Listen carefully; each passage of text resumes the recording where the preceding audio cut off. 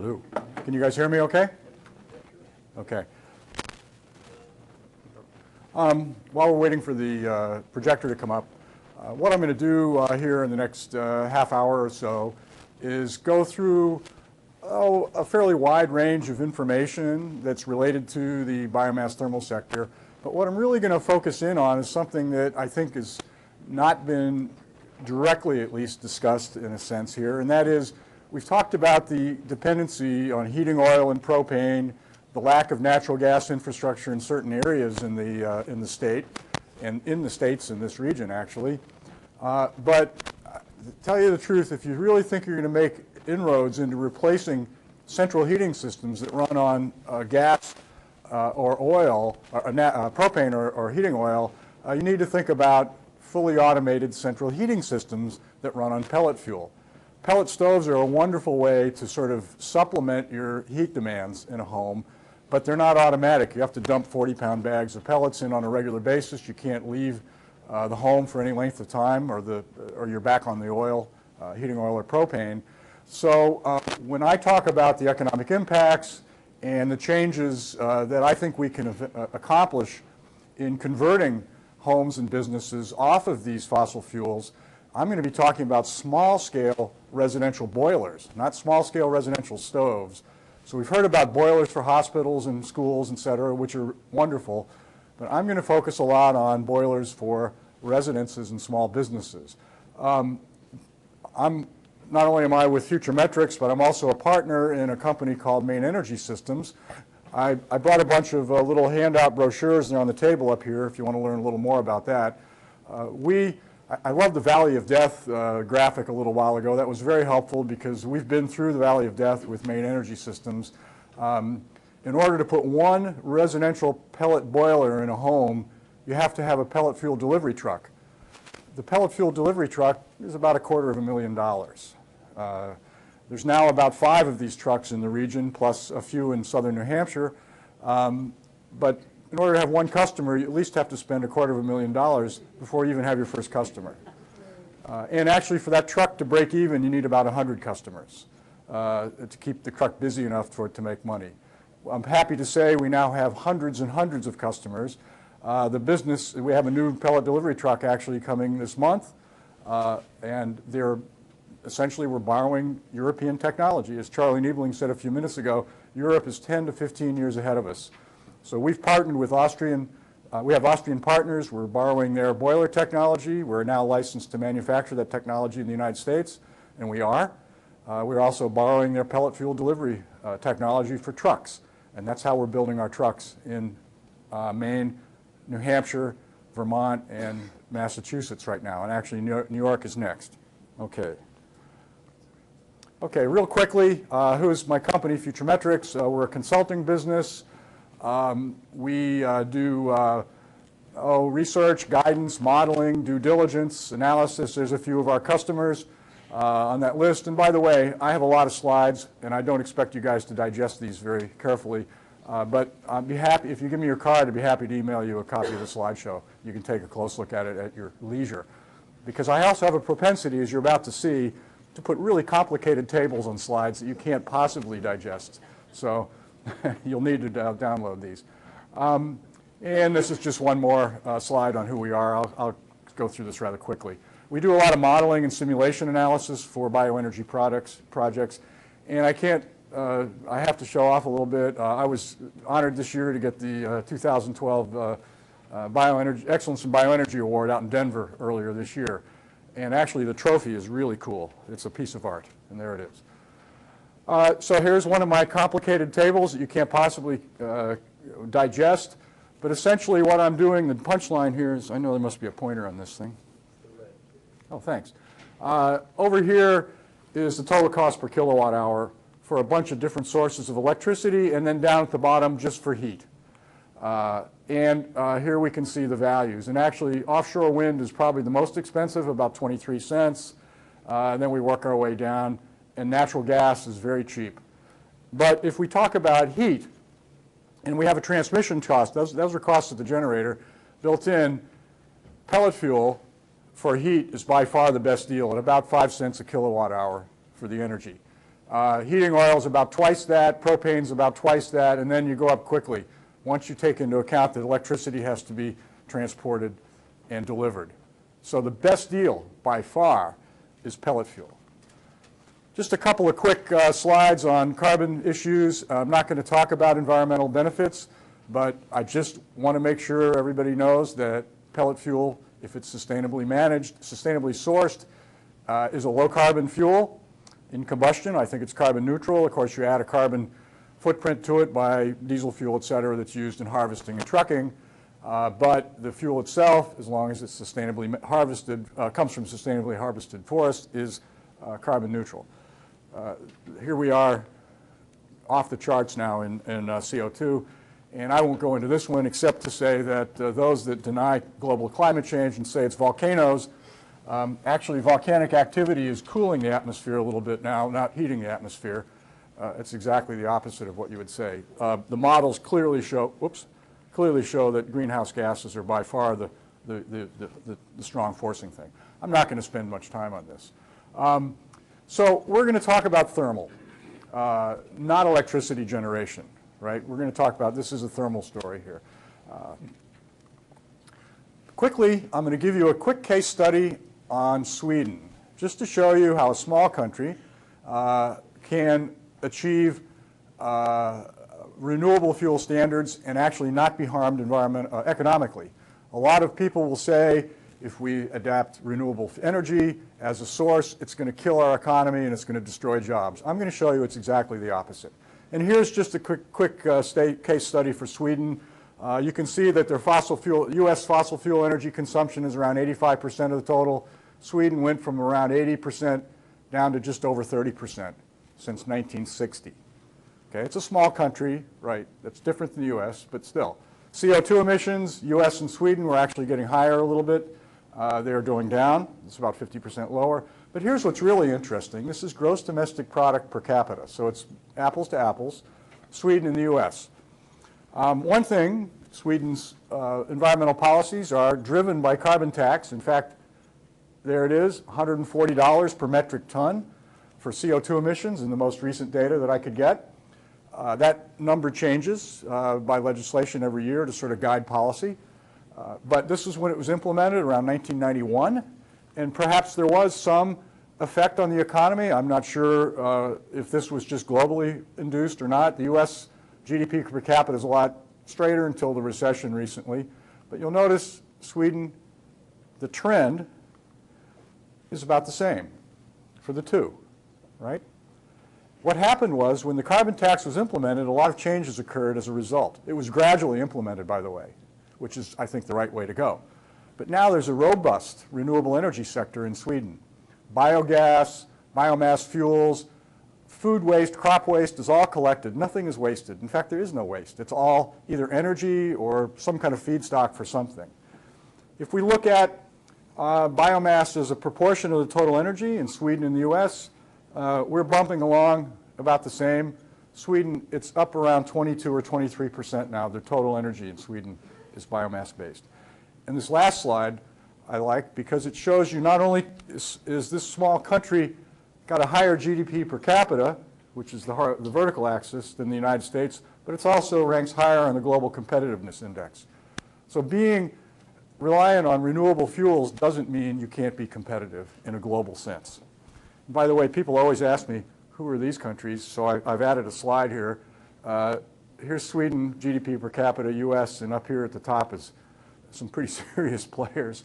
But notice a lot of Scandinavian countries do very well.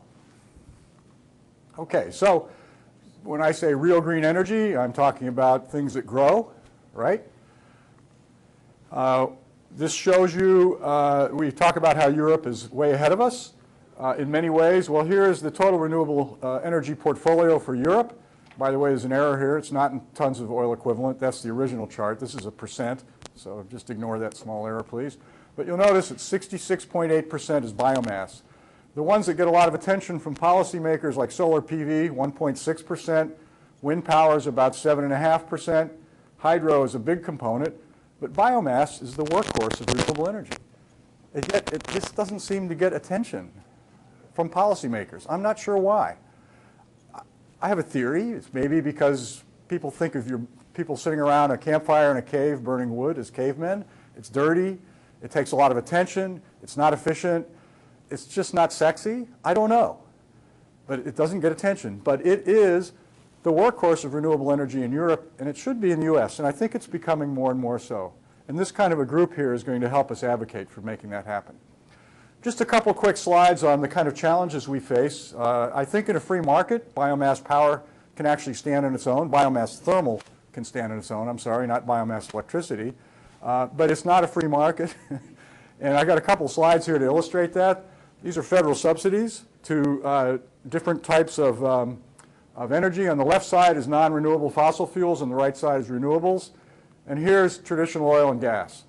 Direct spending and tax breaks, big chunk of pie, $70 billion is the subsidies. When you look at traditional renewables, it's over here, it's a much smaller piece. And corn ethanol gets even more than traditional renewables. I was out in the Midwest a couple of weeks ago, or maybe about a month ago, in Mankato, Minnesota for a conference on Midwestern stuff, and the corn ethanol people have a lot of power out there, a great deal of power, but they're not particularly well liked by a lot of the individuals in the business because it's totally distorting the corn market, completely mixed up. And I think their days are numbered. And I'll show you why in the next couple of slides when I talk briefly about natural gas. One more slide on subsidies, by the way. Here's oil and gas. This is the average annual subsidy for oil and gas versus nuclear versus biofuels versus renewables. Biofuels meaning liquid fuels. When you talk to policymakers in DC, et cetera, and you talk biofuels, they immediately think liquid, not solid. So let's go there. All right. I have a couple of slides on natural gas because we've heard a couple of people say it's a huge challenge for the renewable industry. It is where natural gas is available. It's not available in many locations, but where it is available, it definitely is a challenge. But I have this thesis. I don't think natural gas is going to remain cheap very long. It's cheap now, but there's an oversupply, right? In fact, this slide shows you the potential output by 2020 of natural gas. It's much more than double where we are now, based on shale gas output. This black line is based on our analysis of potential demand in the United States, including some things I'm going to talk about in a second.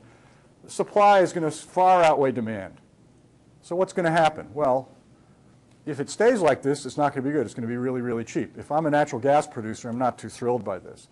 But check this out. This is global natural gas prices. Here's the U.S. at around $3 a million BTU. The median price in world markets is about $11.50. Some countries like Japan are paying 17. We heard a minute ago about LNG exports. It's going to explode. We're going to see LNG exports taking off like crazy in the next 3 to 5 years. Imagine Saudi Arabia couldn't get its oil beyond the border. In other words, the pipeline ended at the border and that was it. Oil would be extremely cheap in Saudi Arabia because they have massive supplies and minimal demand. Well, that's our natural gas system. We're stuck in the pipeline here. If there's no demand at the end of the pipe, there's no place for it to go. And right now, wells are shutting down because there's too much gas in the pipeline systems. That's going to change. If I'm a producer of gas, I want to open up myself to this market and start selling it for, I don't know, $12, $15, $17 a million, not $3. As soon as we have a mature export market, natural gas prices are going to be set by global prices just like oil prices are. No longer will it be a domestically captive market.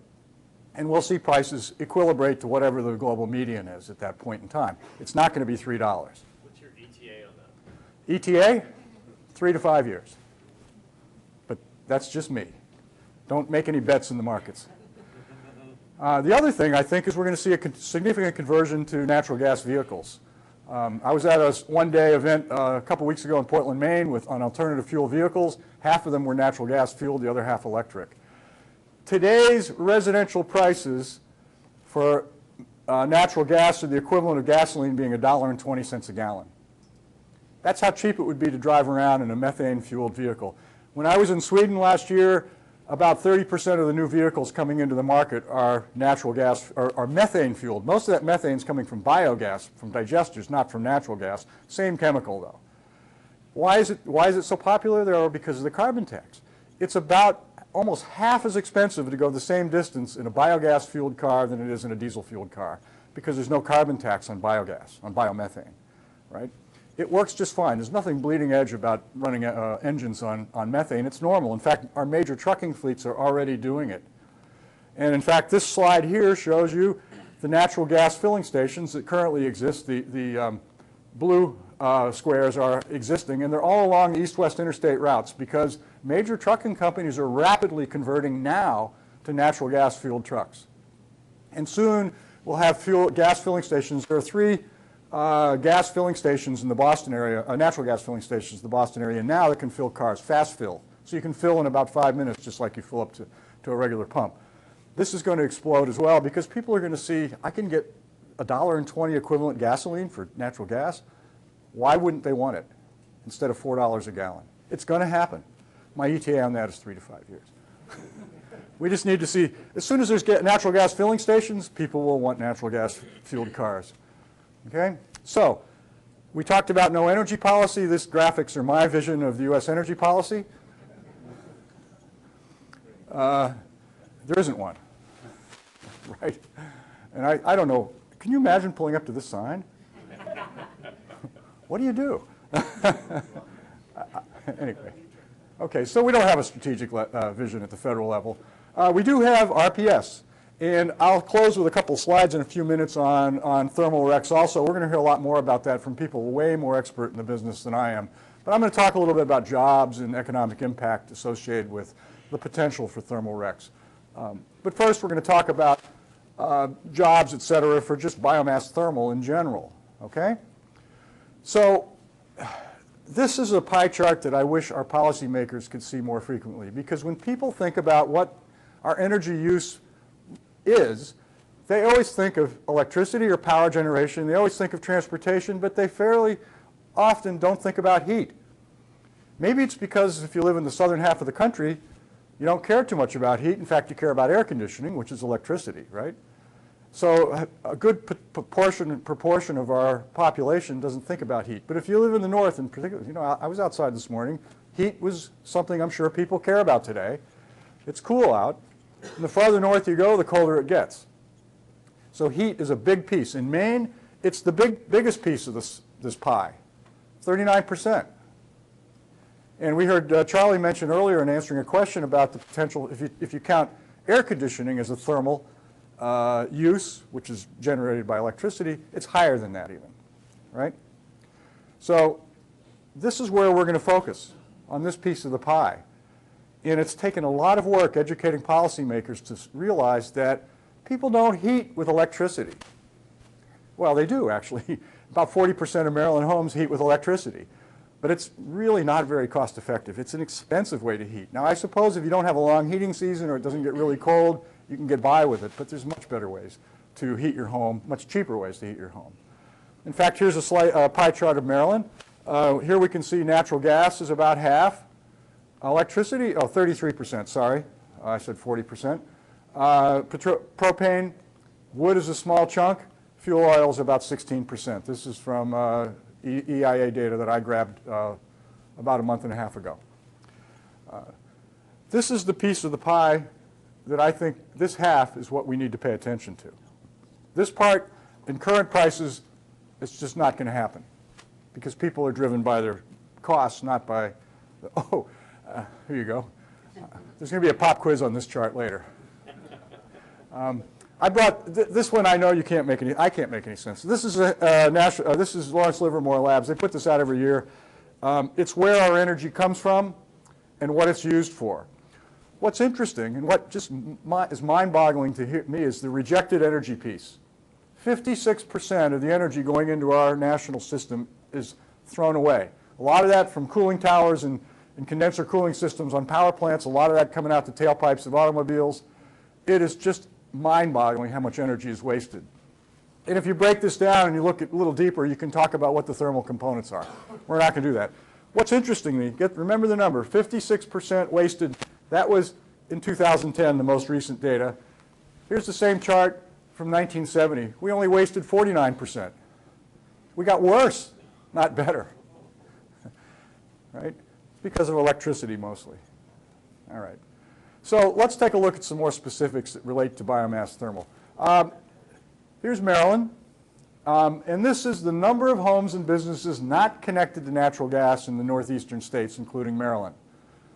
And then the proportion of those states in the parentheses. Maine is the big winner in terms of no natural gas. I don't know if that's a winner or a loser. Only 4% of Maine's homes are connected. It's a low-density, very rural state. It makes no sense to build gas infrastructure into areas where there's a home every mile or two. It just isn't going to happen. And a lot of Maine is like that. At best, Maine might hit 15% penetration in the next 10 years, according to some studies I've seen. But Maryland has 1.2, 1.3 million homes with no natural gas. Now, we haven't looked closely at what proportion of those homes may or may not get connected over the next few years, but I suspect there's rural areas of Maryland as well where it doesn't make any sense to build natural gas infrastructure, particularly at low prices. When prices of gas are low, that means margins to the gas company are also low. The cost of building the pipelines hasn't changed, so the only way they recover that pipeline cost is to charge the customers. But when gas is cheap, they can't get a whole lot back per unit of energy. So there's even less incentive to build gas infrastructure when prices are low. We'll see what happens there. But this is the potential market. It's about 10 million people amongst these states that don't have natural gas. Now I want to educate you just a little bit on wood pellet boilers. We've heard about wood pellet stoves. We've heard about large-scale boilers. But these are small boilers that live in your basement. And this is my other hat I have to wear sometimes as a main energy systems guy. And that's what they look like. These are Austrian-based technologies. We've partnered with a company called Ukefin, who are one of the leaders in Europe in pellet boiler installations and technology. There's not just their brand, but other brands of high-quality, clean, efficient, automatic systems. There's about 1 million or more of these things across Europe in homes. In the United States, maybe 1,500. We're at the very beginning of this show. Okay? Ukefin itself has, actually that's a slightly old statistic, it's closer to 50,000 now. That was last year, of their systems in homes across Austria, Germany, Switzerland, et cetera. So this is what the pellet fuel delivery truck looks like, at least for main energy systems. There's a couple of different times, but this is a fully pressurized, no moving parts inside this thing. There's an air bed that suspends the pellets, and then they come flowing out the back like a fluid through the pipe. Takes about 4 minutes a ton to fill up a home, and a typical home holds 3 to 4 tons per fill. The owner never touches the fuel, never sees the fuel. It's delivered in bulk. So there's no bags to move. There's nothing. The homeowner, in fact, doesn't know anything. These boiler systems are so transparent that they don't even know they're there, except occasionally. Let me go back one. You see this little suitcase-looking device here? That collects the ash because there's a little bit of ash in pellets, not much, about 0.5% or less by weight. So 1,000 pounds of pellets is going to produce 5 pounds of ash. About 35 pounds per cubic foot, and that's about a cubic foot.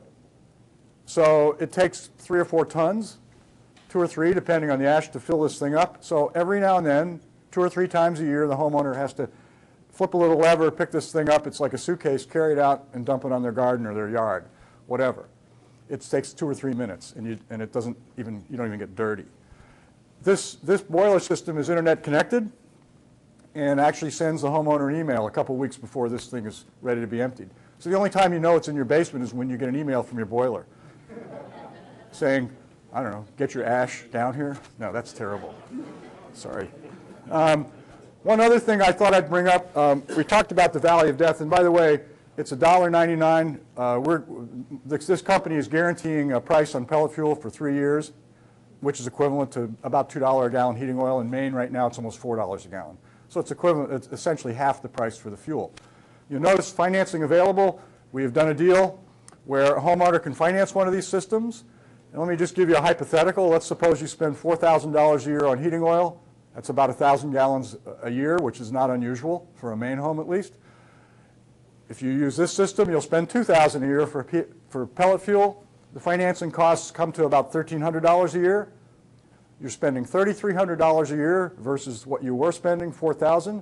You have $700 in your pocket from day one, plus a new pellet fuel boiler. I think that's a negative payback. You're paid back before you even start. You don't have to wait 4 years, right? We did have a lot of internal company discussions about that graphic, but we wanted to, remember I said heating with wood is not sexy? Well, we kind of wanted to, we know she's in a warm, comfortable home. This is some old slides. This one is, for some reason I couldn't get data beyond, this is from Pellet Atlas, which is a real good source, but their data is really out of date, I think. But this shows you that at least in the last set of data in Sweden, there are about over 100,000 of these small-scale residential boilers. This is Austria, which is now about 120,000, I'm sorry. This is us. We're down here in terms of this kind of system in the United States. We're way behind. 15 years anyway. People always say, well, aren't they dirty? Isn't this a nasty way to heat? It's going to pollute. It's going to create wood smoke. It's going to be problems for people with respiratory issues. We'll take a close look at this graphic. This is if you burned 1,000 gallons of heating oil, how much particulate would you put out with different kinds of fuels? Well, the heating oil is right here at 2.5 pounds. So a good modern heating oil boiler is about 2.5 pounds a year of particulate. A good modern European-style pellet boiler is around 3. Essentially the same. Extremely clean. In fact, if you work your way up to a pellet stove, it's about 68, 67, 69 pounds a year of particulate. So pellet stoves are a good option, but they're not nearly as clean as pellet boiler systems. They're inherently cleaner. And if an EPA-certified wood stove is somewhat higher, and this was the one that really gets me, is a fireplace. Fireplaces are, of course, uncontrolled. It would be like burning a bucket of petroleum to heat your house. It would be smoky and nasty and just a big, I don't even know if you can burn a bucket of petroleum. I don't know if you could get it to burn. About 2 tons a year of particulate from fireplaces. In fact, my next graphic kind of makes that clear. If you burn a cord of wood in your fireplace, you're going to put out about 375 pounds a year of particulate. The equivalent amount of energy from one of these systems is about 2.28 pounds, about 1/3 of a pound. Massive differences. So I hope, well, I don't want you to feel bad about sitting around your fireplace, but think about alternatives. Okay, so let's talk about sustainability a little bit. Okay, I'll be quick. 5 minutes, I got to hurry. About 26 million tons of wood approximately sustainable in the Northeast. If we take a look here and talk about what proportions of homes could be converted, well, Maryland, we reckon about 1.3 or 4% of the homes in Maryland could be converted given the sustainable supply. But this is an unrealistic constraint. We're saying no interstate transport of pellets. In other words, each state has to make its own pellets. Well, that's obviously not the way markets work. Maine has a lot of wood. Maine could convert about 50% of its homes given the sustainable supply. And by the way, this is not even competing with current interests like pulp and paper. All right? That adds up to, about $1.1 billion a year in profits from pellet sales across all the states. In the boiler installations, add up to $6 billion in gross margin. This is what's happening as you use heating oil. Maryland is exporting 54,000 jobs a year. We've heard reference to a couple times to how money doesn't stay in the state when you buy heating oil. About 78 cents on every dollar you spend goes away. Some of that goes to the refiners in the Gulf states where the heating oil comes from. Most of it goes to the petroleum producers. A little bit, about 20% from our own wells in the Gulf of Mexico. But the other 80% is either Mexico or OPEC. And the two major OPEC suppliers are Venezuela and Saudi Arabia. In other words, our heating oil dollars are going to places that may not even like us very much. Across the entire region, 1.1 million jobs, 1.2 million jobs are lost because of our heating oil use. This chart shows you relative prices per million BTU of different fuels. There's pellets. This is Maine natural gas prices. I don't know exactly what the natural gas prices are in Maryland. They may be a little less. They're pretty high in Maine because of this lack of infrastructure. Here's electric resistance heating. It's by far off the charts in terms of cost. It's not a good way to heat. It's a big waste of money. There's much better ways to heat. A couple of things about future of wood supply. This is the Maine pulpwood harvest. Pulp and paper is big in Maine. A few years back, in fact about the mid-1980s, somewhere north of 8.5 million tons a year going into the main pulp business. It's now south of 7 million tons a year. That 1.5 million tons that's now no longer demanded is actually all going to biomass, whether it's going into power plants or pellets. In the future, I think for pulp and paper is not so great when it comes to printed media. There'll always be a demand for tissue and packaging, I'm sure. But I bet you 10 years from now, a conference like this, we won't see paper on the tables. It'll all be screens. This graphic kills me. This is Pulp and Paper's own trade magazine encouraging you not to buy their printed version to go online. Can you believe that? Do they really know what they're saying? All right. I'll be very quick because we're going to hear more on thermal RECs. So I won't go into details, and Charlie is much more expert on this than I am, so if you have any real detailed questions about it, they've done it in New Hampshire. We're actually doing the same, trying to do the same thing in Maine. We've had many meetings with policymakers. We've got buy-in from the energy group there. We've got buy-in from the governor. They understand it, they get it, and they love it. They think it's great. And since the election, as you may know, Maine has a Republican governor, fairly conservative, strongly supported by the Tea Party, as a matter of fact, who, at our last meeting, told me that he wanted to abolish RPS in Maine because he thinks it's a bad idea. Anything that has to do with environmental stuff is a bad idea. But to do that, he had to win control of the Senate and the House. Well, the Senate and the House are both Democrat-dominated. So he didn't get his way. So he's going to live with RPS, and he now knows that if he has to live with it, at least having a thermal REC story makes it better for ratepayers. So I think we're going to have success. Thank God the elections went the way they did. So I'll skip through a couple of these slides real quickly. This graphic just illustrates kind of the story. This is sort of the traditional side of the RPS thing with electricity RECs. And over here, we have thermal RECs. And as Charlie noted earlier, about 1.7 tons per wood per REC for electricity generation, about 0.5 ton of wood per REC for heat. It's so much more efficient. I'll skip that one, and I'll skip that one. But this one, I think you'll find very interesting. If you're going to award RECs to renewable energy producers, good. But if you want to create jobs, thermal's the way to go. About 0.06 jobs per 1,000 RECs per year for wind, about 21 jobs per 1,000 RECs per year for wood. Because there's a strong infrastructure. It only takes about 5 people to run a large wind farm. In order to have, or maybe more than 5, but not many. But it takes a huge infrastructure for supply, delivery, distribution of thermal fuels, biomass thermal fuels to support that, right? And as we've seen, it not only creates jobs, but it saves money. If you're a homeowner and you've cut your fuel bill in half, you now have a disposable income. If you're spending money on locally produced fuel, the money stays in your state, right? These are different ways that create economic growth and impact. There's huge multiplier effects. If we talk about Maine, and we do follow in New Hampshire's same story, and we end up with a 2.6 carve-out by 2025, we're talking 29, let's say 30,000 jobs, permanent new jobs created because of all the homes that are no longer exporting their money. They're keeping the money local. They have higher disposable income in their pockets because they're spending half as much on their heating energies. And there's also this entire supply infrastructure of supporting the fuel delivery that's local as well. There are 3 sources. So it makes really good sense. And just one last slide. My home is right over here. And every tree you see in that picture is SFI certified through Wagner Forest Products. It's all managed and harvested on a regular basis through a very good forest management program. Forest looks great. By the way, this picture was taken with a snow squall making a rainbow during the fall colors. It was just a magical moment. But that is all managed forest that's currently going into forest products industry. And it looks fine. Okay. I guess Dr. Strauss lives at the end of the rainbow.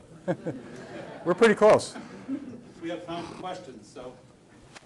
John. Thank you, Bill. Put me on the list to get your slides. Just give me your card so I'll remember. Actually, just as a note, we're gonna post this all this conference, the PowerPoints, as well as we're trying to record most of the sessions along with the PowerPoint. So just to let you know, we'll be available to let you know about that. That's great, even better. Thank you. Thanks. Taking two of your slides, I noticed in your charts and in the graphs where you scaled virtually all of the fuel sources and energy sources, you left off with chips. And am I correct that if the pellets come in at about 0.05, about a nickel a kilowatt hour, the chips come in at about 0.02 or 2 cents a kilowatt hour? That's what my math comes in at about $25 a ton. Yeah. I don't know if it's quite that strong an advantage because with wood chips you're still running 50% moisture content. So you have a lower efficiency in terms of the amount of net energy you can get out of your fuel because you're spending a lot of energy sending water out the stack, if you will. But it's less than pellets in terms of dollars per kilowatt hour, no question about it. Those numbers were net. And the other side of that is for commercial class buildings, Well, wait a minute. which are the biggest Right. potential bang for the dollar versus houses. Nothing wrong with houses, but we have to do both. Yeah. Is there some benefit possibly toward not having to do the preparation and the additional manufacturing that's required for pellets when you can use locally produced chips? Yeah, I think chips have their place for sure. And you're right, the chips were definitely not in the story because I was focusing on wood pellet residential boilers as the story here, not larger scale systems. Larger scale systems make sense for chips most of the time, but it depends on the cutoff point. And the cutoff point is oftentimes higher than people think in terms of cost of materials, material handling issues, the fact that you need full-time staff to run the systems because they're not, the fuel feed systems are not particularly robust in some senses as far as being trouble-free, on and on and on. But it's a great solution if you have the right application, absolutely. My question, residential boilers, how do you get delivery if you don't have the trucks, like in this area? Yeah, it's the old chicken and egg problem. You're exactly right. You can't have a bulk fueled system unless you have a bulk fuel delivery vehicle of some sort. So and you can't. Somebody has to take the dive and believe the market exists, and that takes a little study. If the market potentially exists, then delivery trucks could be invested, but you're going to, like I said, your first truck is going to have one customer. You can't put one of these things in somebody's basement unless you have a way to fill it up. So it requires a business plan, a study, very careful diligence in terms of understanding if the market's going to be there, and then taking the dive. Hello. Are these systems available to run on direct current off-grid systems in Maine or not? Boy, I don't know the answer to that question. I know that, no, I don't think so right now. I don't believe that these systems are built that way. I don't know that it would be a big deal to do so. Interestingly enough, didn't you send me a picture of the electric car in Austria? Yeah, the Urkefin, the people that are building this, actually have a system now. It was a Tesla car. They have a boiler, wood pellet boiler with a little Stirling engine in the exhaust area that's grabbing some of that heat and generating electricity. So the system is actually self-sustaining. So even if you're off-grid, as long as it's making heat, it can run its own internal motors and augers, et cetera.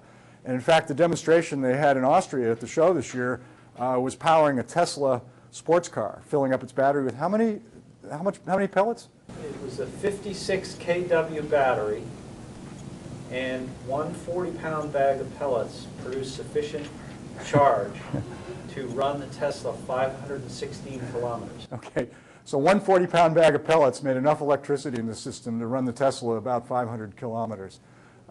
So it's pretty cool. So there's a lot of innovation.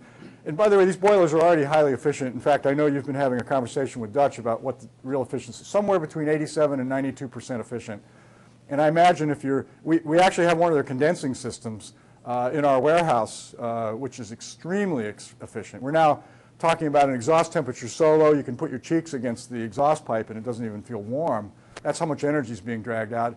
And depending on how you measure that, there's even 103% efficient or something. It sounds magical, but it depends on how you measure. Some other questions? There must be questions. 100 people. Someone got out. Here's one here. And specifically, what type of technology is being used in these residential setups? What type of, the question is what type of technology is being used? Yes, combustion. It's a typical, it's an under-fire feed system with a burner plate and all kinds of controlled air stuff, overfire, underfire. There's also an oxygen monitor, a small induced draft fan built into the back end. It's a highly controlled combustion process. I'm not a technical guy, though, so I may not be able to go much further than that in answering your questions. What I can say is that these systems, the control systems, are already built to integrate in with solar thermal panels, any other source of heat. So this system can function in harmony with other types of thermal heating systems in your home. So, and its little brain will decide the best source of heat. Obviously, solar thermal would go first, and then it would choose maybe to run some pellets in there if it needs heat. They're very sophisticated systems. Okay, I think that's about out of time. Thank you very much, Dr. Strauss. Welcome.